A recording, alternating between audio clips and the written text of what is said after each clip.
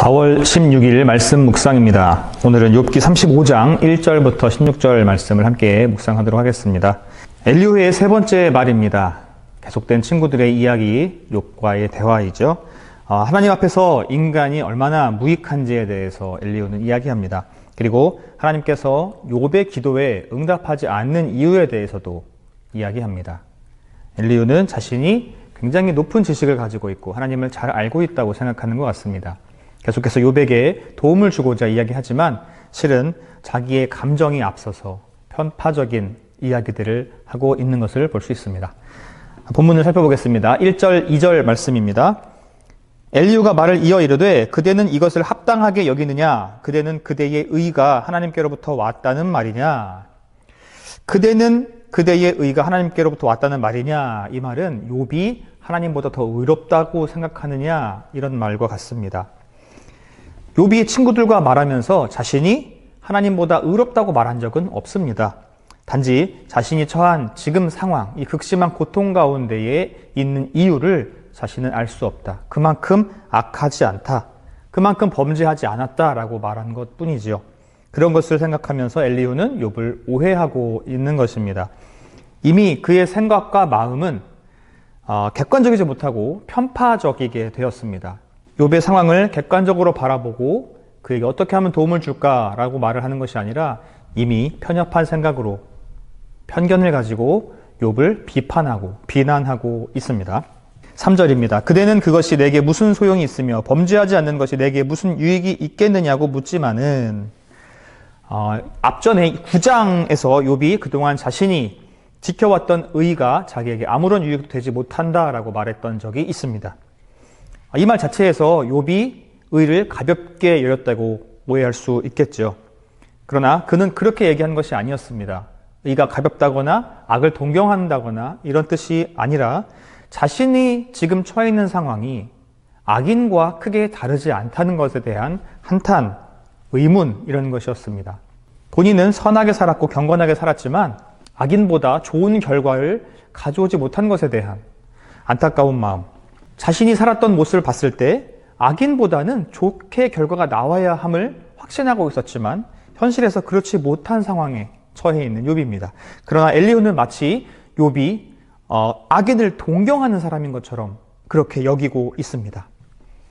욥의 상황이 지금 막다른 골목이긴 합니다. 도저히 앞이 보이지도 않고 돌아갈 수 있는 곳도 없는 것 같고 자기가 가진 것은 모두 다 잃어버렸고 이제 정말 인생의 마지막 밑바닥인 것처럼 보이는 것은 사실입니다. 그렇지만 욥이 지금 결코 될 대로 되라식으로 살고 있는 상황은 아닙니다. 정말 냉철하고 이성적이고 그의 믿음은 변함이 없습니다. 비록 현실은 비참하지만 결코 삶을 포기하지 않았습니다. 신앙을 버리지도 않았습니다. 하나님을 원망하지도 않았습니다. 그는 지금 누구보다도 하나님을 의지하고 있고 그의 삶에 최선을 다하고 있는 중입니다. 4절입니다. 내가 그대와 및 그대와 함께 있는 그들의 친구들에게 대답하리라. 엘리후의 말이죠. 말투가 굉장히 고압적입니다. 대답하겠다 이렇게 얘기했지만 사실은 대답한다기보다는 나의 말을 강조하고 자꾸 권하고 이렇게 이야기하고 있는 것입니다. 나의 생각과 나의 뜻을 확인시키는 중이죠. 이미 편협한 사고를 가진 엘리후는 자신의 생각이 뛰어나다고 생각했습니다. 친구들보다, 욥보다 말이죠. 그래서 자신의 생각을 전하고 싶었던 것이고 자신의 생각이 곧 하나님의 생각인 것 마냥 그렇게 생각했던 것입니다. 5절입니다. 그대는 하늘을 우러러보라. 그대에게 높이 뜬 구름을 바라보라. 계속해서 엘리후는 욥에게 무언가를 교훈을 주고 싶었던 모양입니다. 하늘, 구름 이런 것들을 이야기하는 것은 하나님의 능력을 인간이 어찌 감히 헤아릴 수 있을 것인가 이런 상징적인 표현입니다.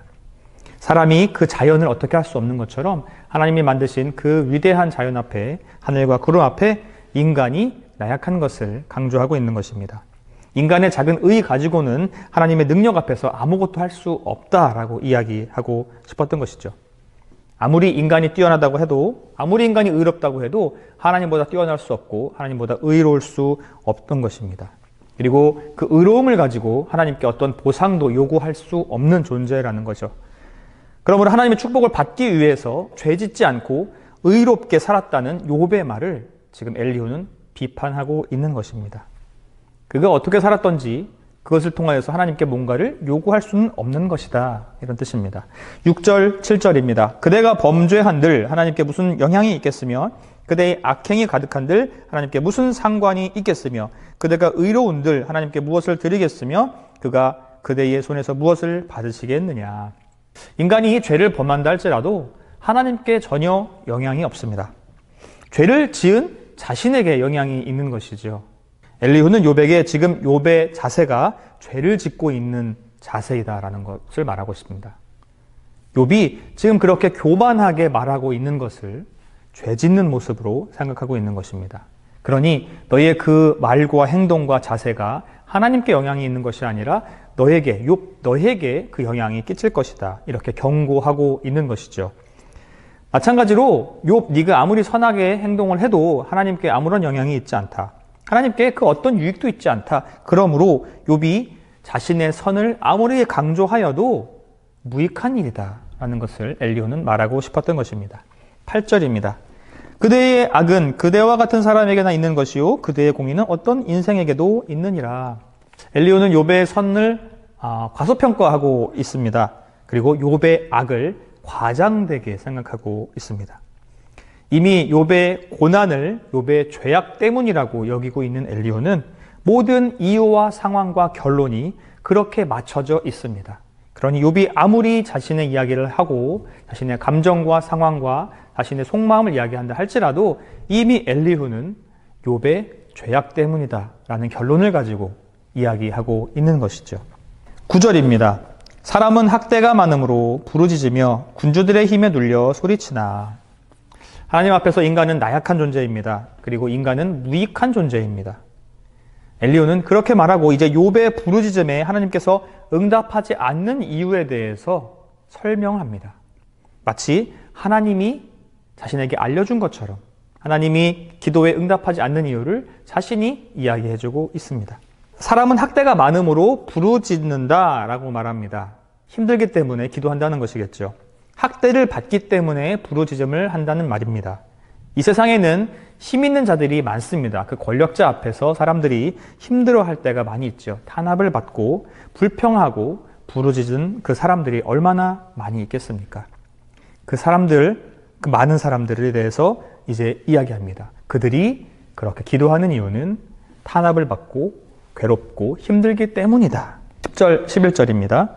나를 지으신 하나님은 어디 계시냐고 하며 밤에 노래를 주시는 자가 어디 계시냐고 말하는 자가 없구나. 땅의 짐승들보다도 우리를 더욱 가르치시고 하늘의 새들보다도 우리를 더욱 지혜롭게 하시는 이가 어디 계시냐고 말하는 이도 없구나.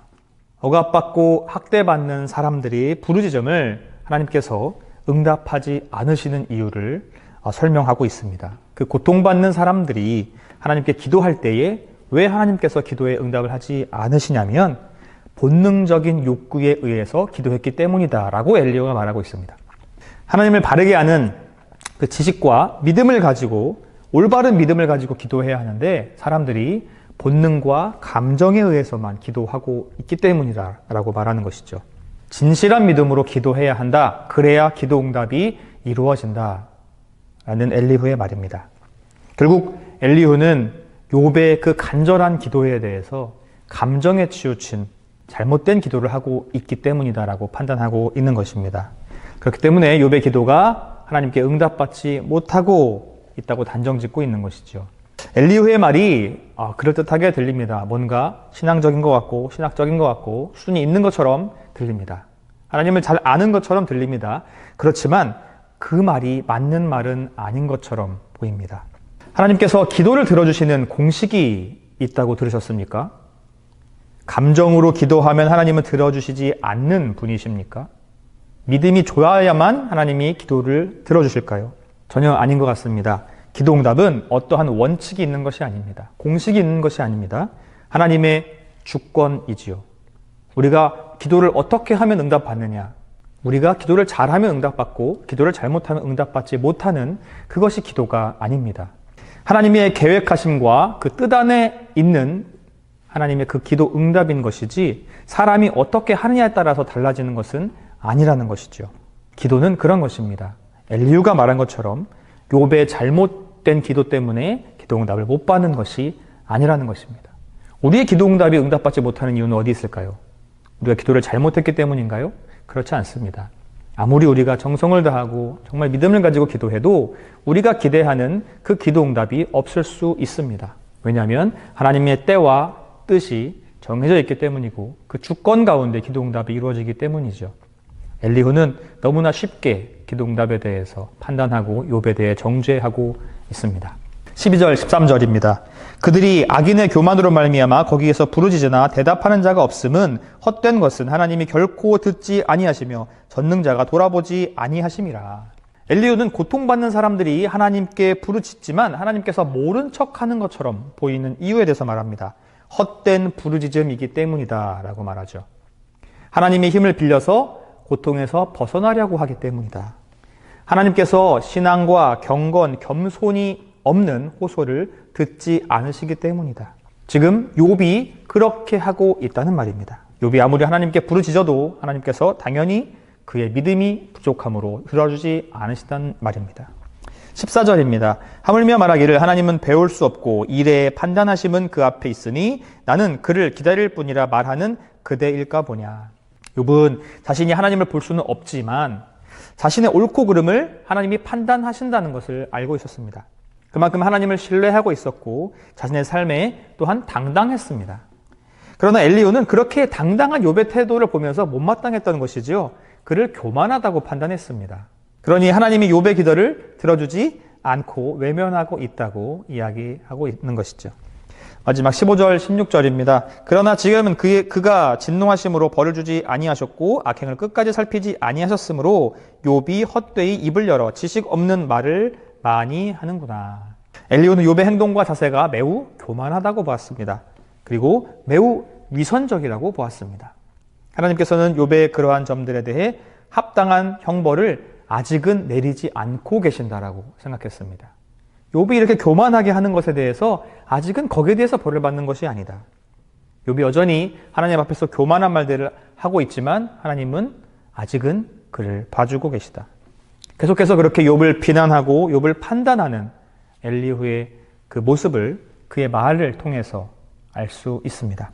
성도 여러분, 엘리후의 말에 어느 정도 공감하고 계십니까? 정말 성경을 읽다 보면 하나님의 뜻을 잘 모를 때가 너무나 많이 있습니다.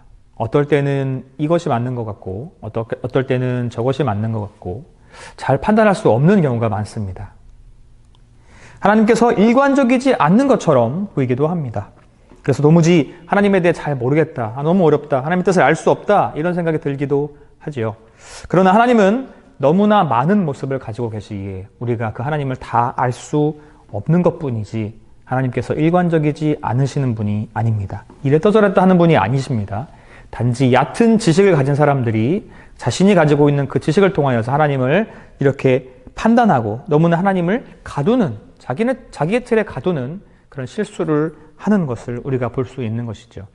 엘리후처럼 하나님을 잘 안다고 생각했지만 실제로는 그렇게 하나님을 잘 알지 못하는 사람들이 너무나 많이 있습니다. 하나님에 대해서 제대로 이해하지 못하고 하나님을 잘 모르지만 작은 지식, 얕은 지식을 가지고 하나님에 대해서 평가하고 판단하고 하나님의 뜻을 자신이 잘 아는 것 마냥 말하는 사람들이 있더라는 것이죠. 그들의 말에 혼돈하여서는 안 되겠습니다. 진리에 대해서 오해하면 안 되겠습니다. 우리 스스로가 그 말씀에 대해서 하나님에 대해서 많이 알고 공부해서 하나님에 대한 지식을 쌓아가야 합니다. 누군가가 하나님에 대해서 잘못된 것을 알려줬을 때 그것은 아니다라고 말할 수 있어야 하지 않겠습니까? 그 어떤 지식인도 지혜자도 우리의 삶에 답을 줄 수 없습니다. 우리의 어려움에 답을 줄 수 있는 분은 하나님밖에 없는 것이지요. 엘리후가 욥에게 어떤 답을 줄 수 있었습니까? 그는 아무것도 해줄 수 없었습니다. 우리에게 해답을 줄 수 있는 분은 오직 하나님 한 분이십니다. 우리의 죄에 대한 문제를 해결하신 그 하나님처럼 우리의 모든 것을 해결하실 수 있는 분이 하나님밖에 없다는 것이죠. 오늘도 우리의 정답이신 하나님을 신뢰하고 믿고 나아가기를 원합니다. 십자가의 사랑에 감사하며 그 하나님께 우리의 모든 정답을 요구하고 또 우리의 삶을 맡겨드리며 하나님의 뜻과 때에 따라서 우리의 기도 응답이 이루어지는 그 날을 바라보며 나아가야 하겠습니다. 오늘 하루 우리에게 주어진 모든 것 가운데에서 하나님께 묻고 하나님의 뜻을 알려고 노력하며 감사하는 하루가 되었으면 좋겠습니다. 특별히 부활절을 준비하며 하나님께서 우리에게 주신 그 사랑을 다시 한번 기억하고 예수 십자가 보혈을 감사하는 마음으로 경건하게 하루를 사시기를 주님의 이름으로 축복합니다.